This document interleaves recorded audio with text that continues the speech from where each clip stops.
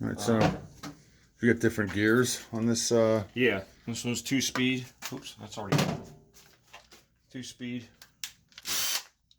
Screw. I use it as a screwdriver and then put it on 2. Use it as a drill, lock it in place. Okay. I was just using drill bits to drill through railroad ties in my garden, and I had no problem getting through them. Wow. It was nice. So it's got a spare bit in the front here, and it's got a little magnet there. Oh, look at that. Put a nail or something there. Oh, that's a cool idea. Yeah. And it comes with a charger.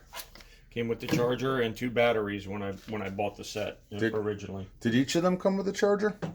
No, because I think these 2 were sold as a set originally, but I think you can get them all separate, and then I just added this one on. Ryobi 1 Plus system. This is their impact hammer, the drill, and the hot glue gun. How are they working out for you?